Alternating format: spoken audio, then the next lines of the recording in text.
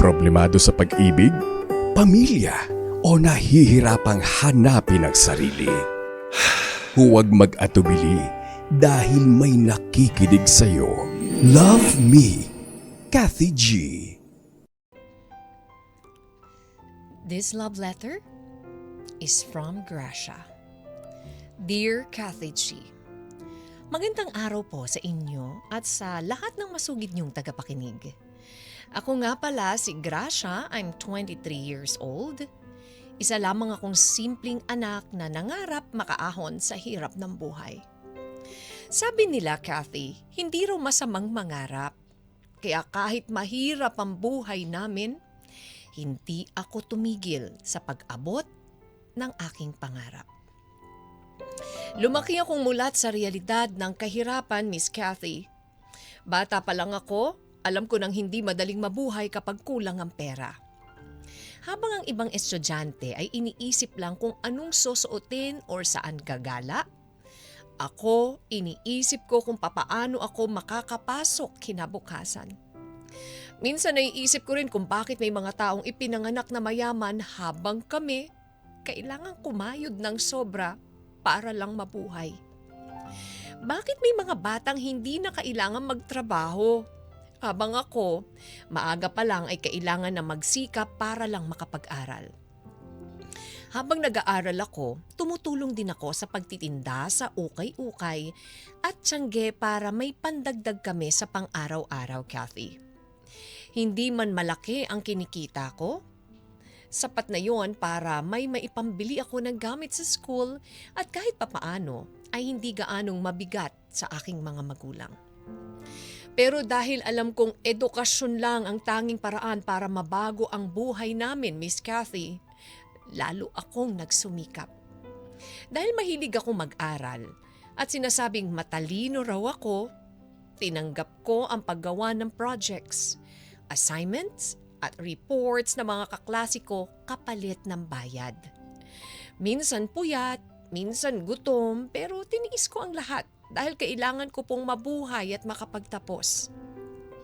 Wala po kaming kakayahang kumuha ng tutor or magbayad ng kung ano-anong review classes.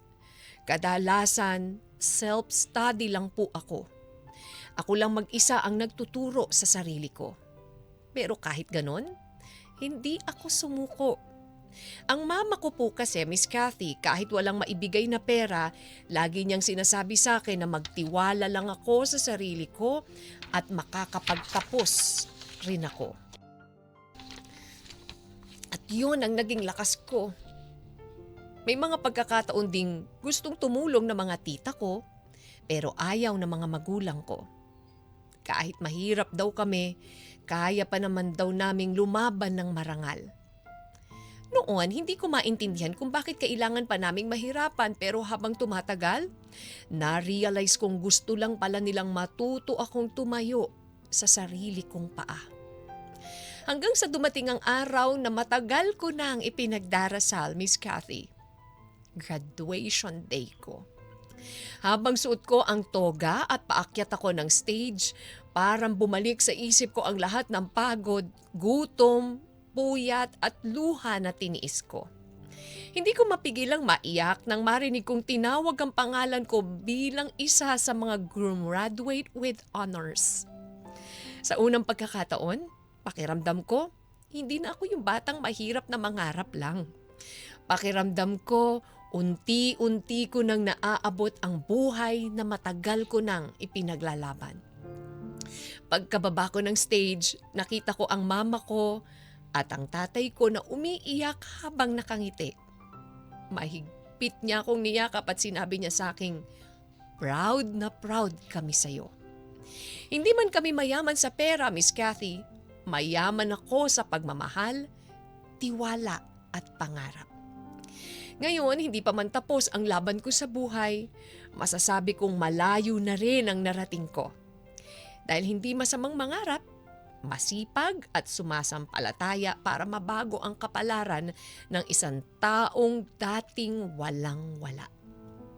Kathy G, gusto ko lang pong iparating sa lahat ng nakikinig po na kung may pangarap kayo, huwag kayong tumigil kahit mahirap. Dahil ang hirap ng buhay, pansamantala lang yan. Pero pag nagsumikap, habang buhay na maipagmamalaki. Mahaba pa ang tatahakin ko, Miss Cathy. Kakayanin ko. At pilit na kakayanin ang lahat ng mga pagsubok na hindi sagot ang kahirapan dito. Hanggang dito na lamang po at maraming salamat sa pagbasa ng aking liham. Gumagalang. Gracia. Love Me, Kathy G.